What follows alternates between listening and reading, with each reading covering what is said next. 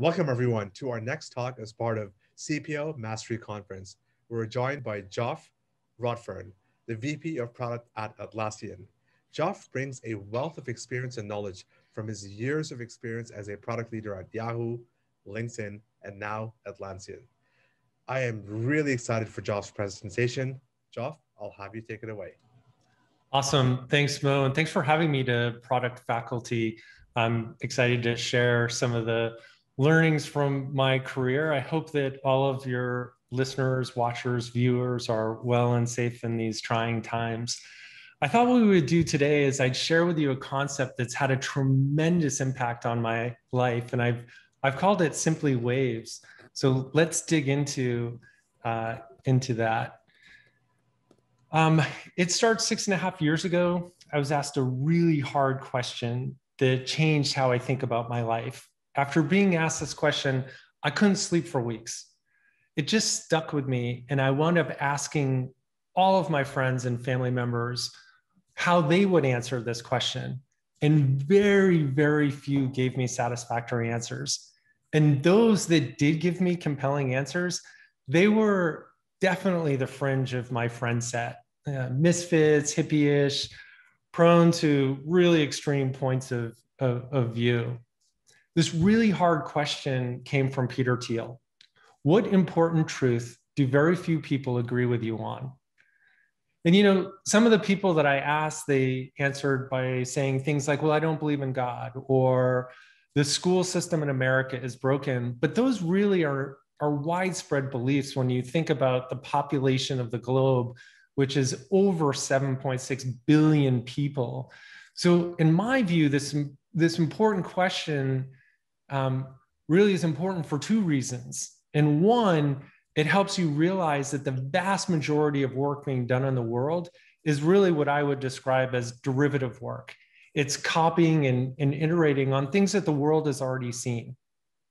But what really moves the world forward is original work, and that's doing brand new things that the world hasn't seen before. And the second thing I would point out about this question is that it makes you realize that oftentimes new ideas, they're non-conventional, they're contrarian.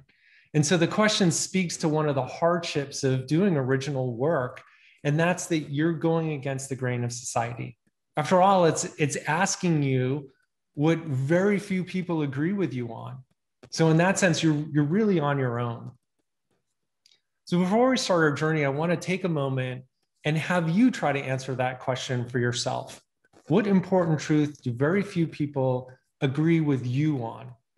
And I'm going to pause here for dramatic effect because I really do want you to take a moment and think about what that would be. So I'm going to count to 20 in my head and give it a thought.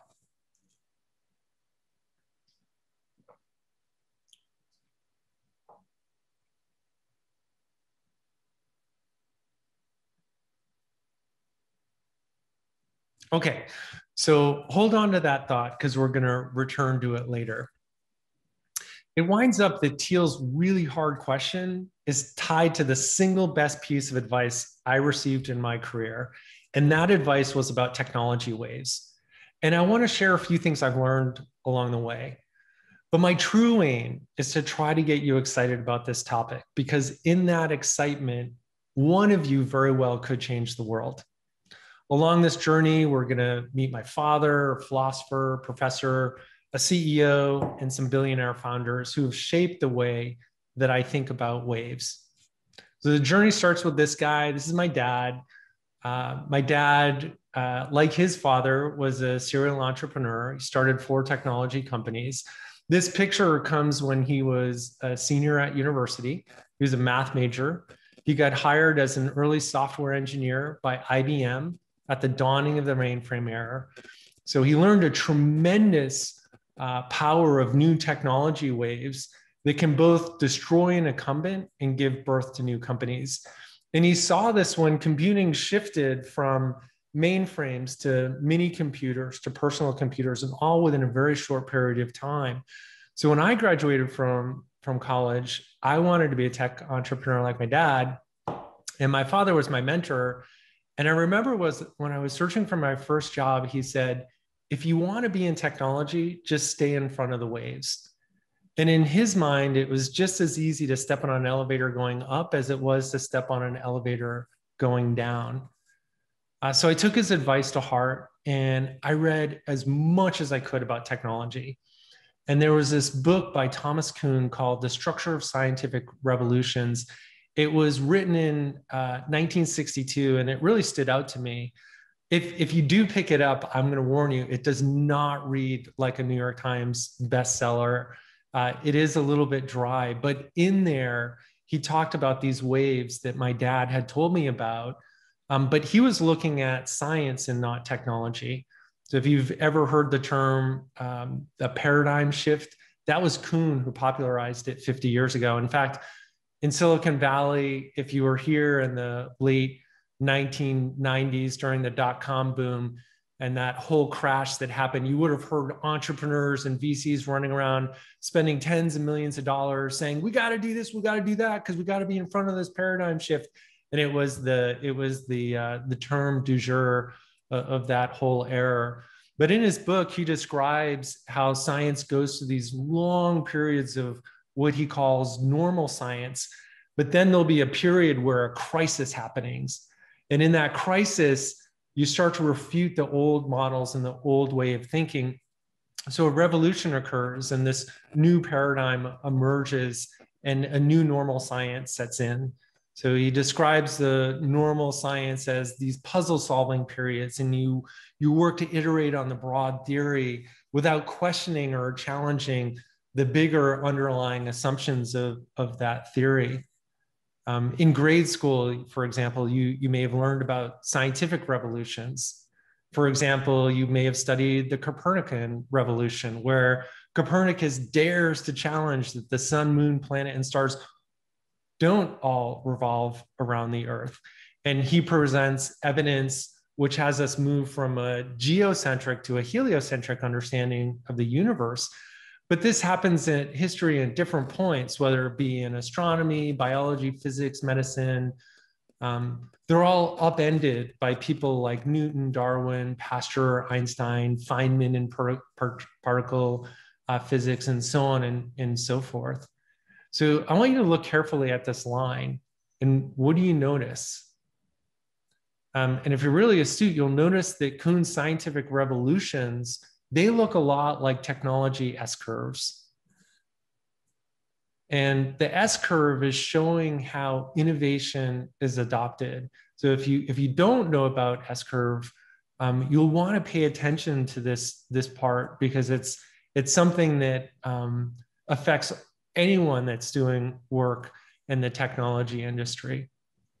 So first off, I would point out that I do find it fascinating that at the point in which Kuhn was writing about the structure of scientific revolutions, another guy, Professor Everett Rogers, he publishes his book on the diffusion of innovation. And he basically describes the whole S curve, or the technology adoption curve, and both hit the bookshelves in 1962. So if you haven't seen these two curves on the screen right now, let me describe them to you. The blue line shows this normal distribution. It's showing how new ideas are adopted. First are the innovators, then early adopters, early majority, late majority, and then laggards. So for most of my life, I thought this concept came from Geoffrey Moore, who wrote a great book called Crossing the Chasm, which is a must read if you're a young tech wannabe to understand kind of the how diffusion of tech happens. But any new technology, take Facebook as an example. There's the early adopters that started in a college university setting, and then comes the early majority, and then the late majority as it starts to bring in the whole population of the world. And then you have laggards that are getting onto Facebook now. And that's the concept there. It winds up that this guy in the lower portion of your screen, Professor Everett Rogers, he actually grew up on a farm, and he was talking about the adoption of corn, of hybrid corn seed, and how it was adopted by innovative farmers. And then came the early adopters, then the early majority, and so on and so forth. And then that red line, which is the S curve, that's just the cumulative normal or the cumulative distribution of that normal curve. So by the time the laggards adopt the new innovation, 100% of the target people will have adopted that new technology. And this really brings it to life. I love this picture.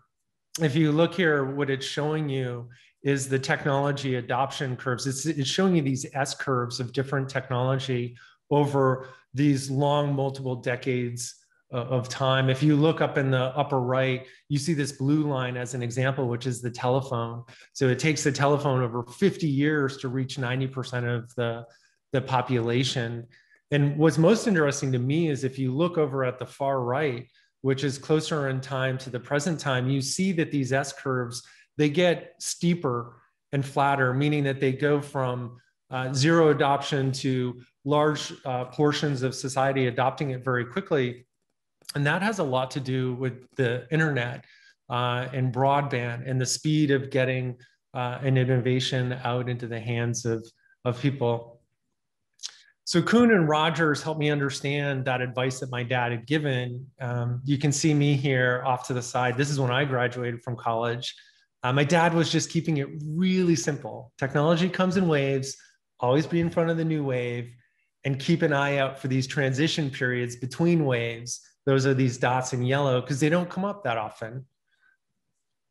So now I want to share with you a few stories on just the sheer power of missing or catching a wave. And we are, the first story is a very personal story and a very painful story. And it was when I was at Yahoo during their early days of the internet. We had this amazing brand. Business and the stock price was on fire. All of that was because we perfectly caught the internet wave. As the internet emerged, there was a need for a portal, and the Yahoo front page and properties like news, finance, music, entertainment, they helped people navigate this brand new chaotic early web. But then over a 15-year period, Yahoo consistently missed every chance to extend its life by jumping on a new technology wave. So we saw the market cap of this company go from 112 billion down to 4.8 billion as it was sold to Verizon a couple of years back. You know, for example, Yahoo had an opportunity to jump on the search wave in 2002. Larry and Sergey were willing to sell Google to Yahoo for $5 million, but that was too much money at that point. Or in 2006, Yahoo had offered Mark Zuckerberg $1 billion for Facebook, but then it got cold feet. And then came the mobile wave, and then came the streaming media wave with Netflix. All of these would have been within the realm of what Yahoo could have and should have pursued. All of these innovations were essentially what disrupted the portal. But what happened is we took half measures, and now Yahoo is essentially a cash cow sitting in a phone company. Here's another example. It's a story of a miss. And instead of using a technology S curve, I'm going to show you in a stock price curve. In 2000, Intel and Microsoft were juggernauts. It was called Wintel for their dominance in the computer industry. And it was the Intel chips in the personal computer, and then it was the operating system that Microsoft had created.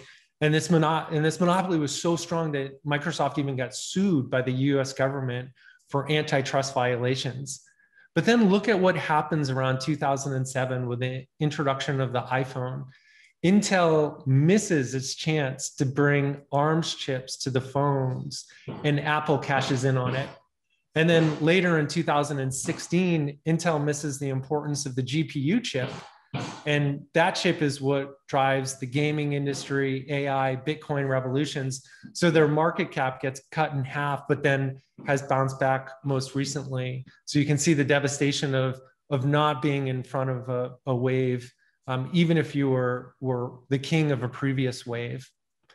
The antithesis of missing a wave is my friend Reid Hoffman. Reid is the founder of LinkedIn, and he's arguably the most successful angel investor in the past decade. He's invested in 54 companies with 34 exits. This is like the Hall of Fame of batting averages. And he really has this sixth sense for identifying these transitions from one S curve to the other. He invested in PayPal, LinkedIn, Facebook, Zynga, Airbnb, and so on and so forth. And I remember back in 2010, Reed had invested in Airbnb, the Series A. When Reed first told me about this investment, I was like, wait, so random people, they're going to sleep on my couch, they're going to use my toilet and my kitchen, and that's like a good idea. Like that's going to be a big thing. And of course, it is a big thing. Even his partner, when they came in to make the investment, when you're a VC, Greylock, you have to pitch the partners and say, hey, I want to invest in this company. Here's the investment thesis. So Reed came in, and David Z is incredibly smart venture capitalist and investor in LinkedIn. And even David Z tells a story where when Reed presented Airbnb to the investment committee, David said to him, you know, every VC has a deal that they can fail on, and Airbnb can be yours. And again, you know, Airbnb is just really changed the way that we think about traveling. That's a little bit about Reed. Now, what I thought we would do is change our attention to what can you do to catch a wave? And there's a certain mindset in creating a wave. And if you studied it long enough, there's probably like a half a dozen different character traits of innovators and how they catch a wave. But I want to focus on three that I've noticed of people starting and identifying waves. I want you to take a look at this picture. What do you see? Did you see a rabbit or did you see a duck? And the point I want to make with the rabbit duck illusion is when everyone is shown the same data, a special few people will be able to spot something that everyone else missed. And then even fewer will take that secret and they'll act on it. For example, naturalists, geologists, biologists, they've been around for centuries, but it took Darwin to explain the theory of evolution in his book on the origin of species, right? So this first point I'm trying to make is you have to be really comfortable as a contrarian. There's this famous investor, Howard Marks. He started Oak Tree Capital, and many famous VCs and investors like Bill Gurley and Warren Buffett, they love reading his investor updates, and so do I. And one of the most important point that Marks makes is that outsized investor returns, they generally accrue to contrarian investors. And he shows this little truth table here, which is essentially saying you can be accurate or inaccurate about your investment thesis. And you can either be following the pack, which is a consensus view, or you can have a non-consensus view. And he basically says, look, if your consensus and information is accurate, everyone's going to do pretty well, but no one's going to do extraordinary because it was already built into the price of the investment. And the same is true if it winds up to not be a good investment, but the whole pack was led to believe it was going to be good. It's going to be average. It's when you have someone that's both accurate and non-consensus where you really make outlandish returns. The second point that I want to make is that I want to dispel this Western belief that the lone superhero genius are the creators of these S-curves. The movie industry loves the story of the superhero or the lone protagonist saving the world or making important scientific discoveries. Again, it's just not true in real life. Innovation is most often the outcome of a small group of people attacking an idea to make the edges smooth on the outside of it. And I call this creative confrontation because you have to be in a trusting environment, working an idea and be completely intellectually honest with the people working on that idea. If it's crap, then say it's crap and try to find another way. This is why I love working at Atlassian, because it has this culture of sparring. Many of our best innovations have come from our founders sparring with different sets of people across our company and with each other. But there's lots of examples of this creative collaboration, from Jobs and Wozniak and later Jobs and Johnny Ives, or Gates and Allens, and even our own founders, Mike and Scott. I read this book So that's the second thing that I would call a creative confrontation. Then the third thing is I want you to focus on right brain and left brain thinking. I read this book by Daniel Pink, A Whole New Brain, and it argues that in the coming decades, the right brain will be more important to business than the left brain. Remember, the left brain is sequential, logical, analytical. The right brain is nonlinear, intuitive, holistic. So it's the right brain is the big picture, and the left brain is the thousand words. Think of it that way. And this struck me after reading an article in the Atlantic by the CEO of Intel, Paul Otellini, who was at the helm at Intel during all those misses that I showed you a few slides back. Back in 2005, Steve Jobs visited Intel and said, "Hey, we're coming out with this new phone. I want Intel to make all the chips." And Otellini's team, they ran all these numbers and they came back and they said no. They saw the probabilities, but not the possibilities of what this new mobile era could look like. And so Otellini makes an amazing confession in this article. And he says he should have really used his right brain. He said, quote, "The lesson I took away from that was, while we like to speak with data around here, so many times in my career, I ended up making decisions with my gut, and I should have followed my gut. My gut told me to say yes." And finally, I want to just give you a quick example of how Atlassian got formed and the waves that our company is built off of. Our company is built off of two waves, really. We were early in Agile. So moving from a way of developing software from waterfall to an Agile movement. And we were bottoms up in the SaaS wave. So we believe that people should use software before they buy it. We created a value-priced offering so that there could be a self-serve flywheel. So it's a little bit of our history and how our company got created by waves.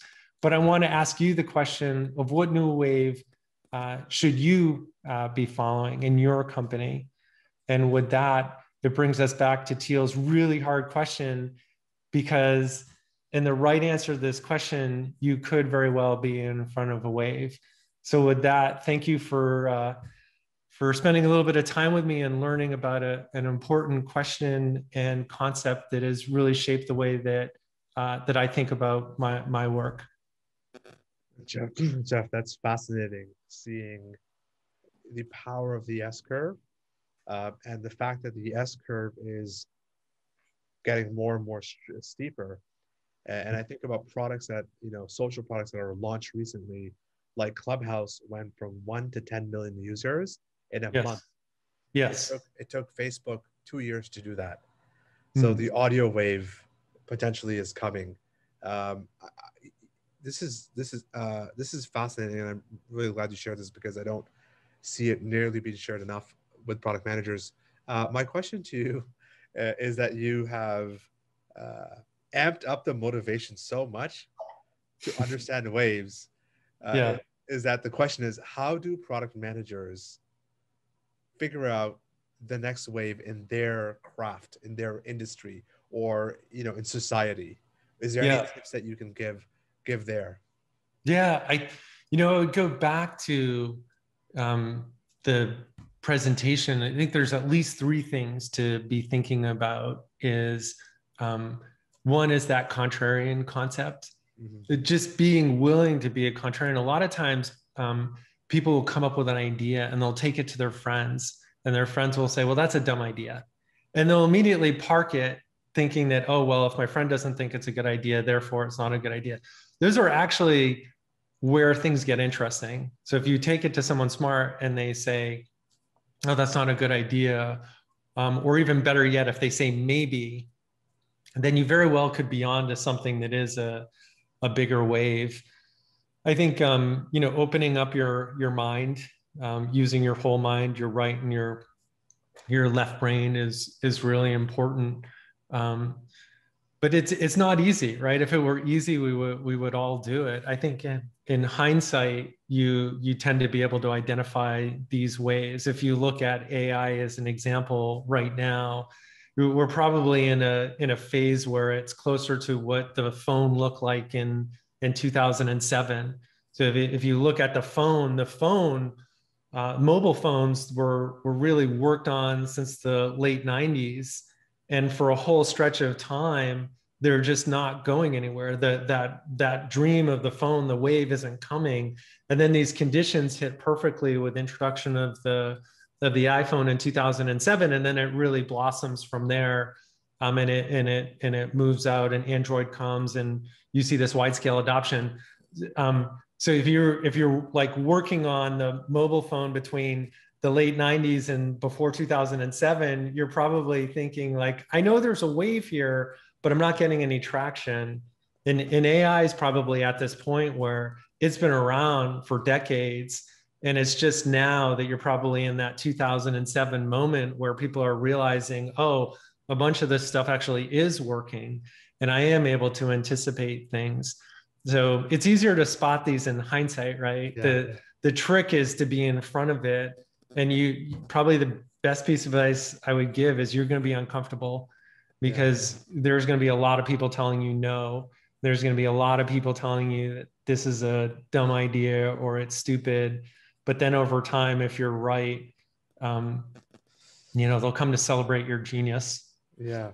And adding to that, as a product leader in a company, if you are investing in a wave and you're getting this on, you go through your financing and budgeting and you try to allocate some funds to it, and you get this onslaught of negativity on like, well, how is that ever going to be possible? What advice do you have for product leaders that have done their homework, they feel they can get in front of a wave and ask for capital to invest in that? Yeah. One of the things that we do at Atlassian is we talk about different horizons, investment horizons. If you think about a product leader, they're essentially running an investment portfolio. And if you look at any investment portfolio theory, there are these trade-offs between risk and reward. So you essentially do that by saying, hey, I'm going to invest a big bulk of our investment capital in the core innovation, the core product that we have, and making that better. And then I'm going to invest another amount in what we call adjacent markets. So they're similar to the core, but they're adjacent. And then that third area is oftentimes what we would say, those are venture bets. And that might be a brand new wave. So I think when you adopt that language of portfolio allocation, it helps you put things in perspective, because immediately people inside the company, especially on your finance team, would be like, holy crap, we can't invest, all of our money over here because that's such a high beta. Like, what if it doesn't work out? We will have lost the company on that. If you read Google, LinkedIn, even Atlassian, they generally run these 70-20-10 portfolios. So 70% of the R&D investment goes in the core product, 20% goes into adjacent products, which are, again, new products for probably the same audience that you're going after. And then they have this venture portion of the portfolio where it's crazy. If you look at venture odds, you can go to the VC industry and you'll see that 1 in 10 of those is a blockbuster idea. It's essentially got in front of a big wave. 2 of those might be, a single or a double, and then the rest of those fail. So they're by design, they have a really high failure rate. So you have to also set the expectation with your leadership that in that piece of the portfolio, the reason why we don't invest all of our money there is because we have a high failure rate, but we also, in success, it will be like winning the lottery. So I find that portfolio allocation discussion to be a helpful way to skirt that, or to broach that topic. Thank you so much, Joff, for taking the time to share your knowledge with us today. The framework that you shared around getting in front of waves was so important. The example that you shared of Yahoo missing the waves and the consequences of that is a sign for all product managers and product leaders to really get in front of waves and to take this seriously. Folks, please give Jeff a big virtual round of applause. We'll be back for additional talks. Don't go away. Jeff, thank you so much for your time today. Awesome. Thanks, Matt, for having me. Awesome. Thanks so Cheers. much.